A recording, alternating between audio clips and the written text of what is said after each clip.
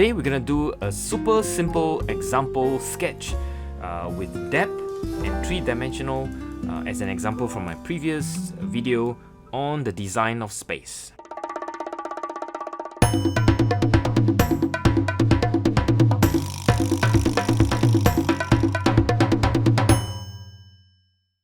So the way we're gonna do this is to break this photograph into a few parts: foreground, midground, and background. We will start with the foreground. The lady on the left, she's cleaning on board the World Dream, the cruise that I just went on and come back over the weekend. It was a staycation. That's a new word I learned over the weekend, that there's such thing called staycation, which is basically holidays on site, and seacation, which is a holiday in the sea. And it kind of cruised to nowhere. It cruised up along the Straits of Malacca, and then it went down back to Singapore over, basically a few hours. On board for only 2 nights over the weekends, and it was quite fun. Well, back to the photograph. So as you can see, the foreground, I basically create the shape of the figure and then the chairs. As you can see, the drawing basically creates broad shape of the face, the mask, and lines. I spoke about this in an earlier video that the lines can display confidence. You can kind of show your tentativeness and so on, but once you have decided on the line that you want to make it in a bold manner, right? And and don't focus too much on the little details, although I do here just to make markers, and I don't think I'll come back to this part of the sketch anyway. Just some lines and be done with it. So as you can see, the broad outline of the lady, some details of her shirts, the lines that I make along the contour of the bodies.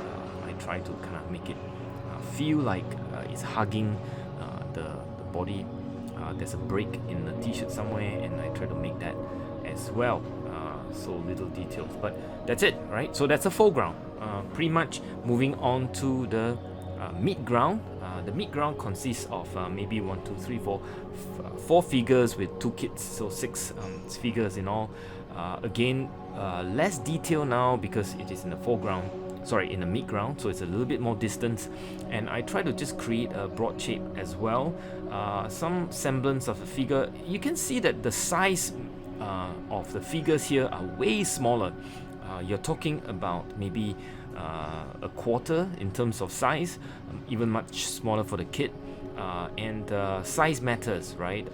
There's also another video that I made about perspective of human figures. You can go watch that too if you have not seen it. And I talk about where the horizon line is basically cutting across all the navel. In this case, because I'm seated, my eye level is at just slightly above the navel. I'm making that part of the navel as the centerpiece that's on the horizon line. Again, you can see the size of the boy, the kid, way smaller than the person in the foreground. So foreground, midground, sort of stated with size and also a different plane. The example here really is just to illustrate how you create three-dimensional depth in a sketch. And I use basically size, and I use basically 2 planes to create this sense of depth. And the planes are created with a sense of foreground and midground. So from here, we're gonna move to more of a background, and I'm gonna use lines.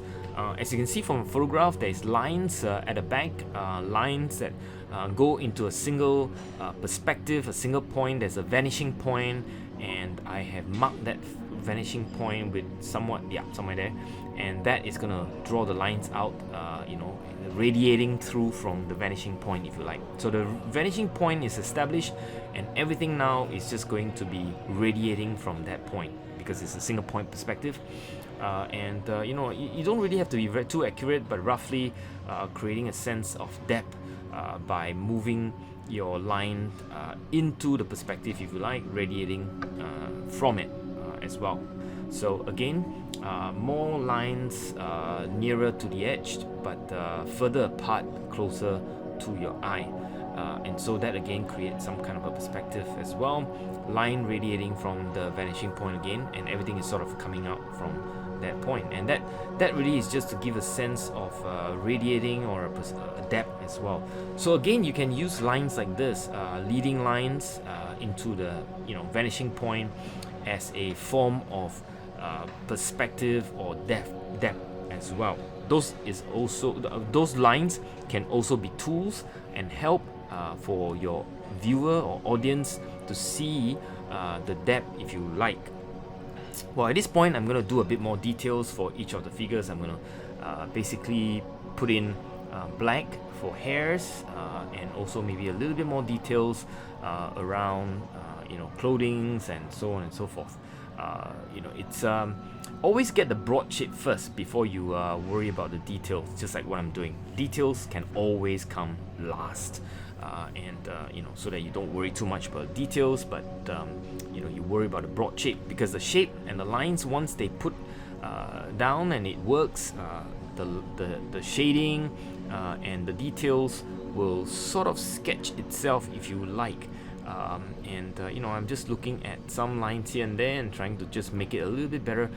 The problem with sketch is that you can always make something better until at some point the sketch breaks, because you have overdone it with too much details.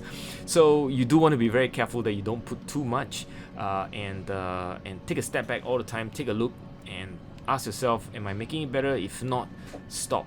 Because a sketch, the hardest thing about sketch is to know how to start.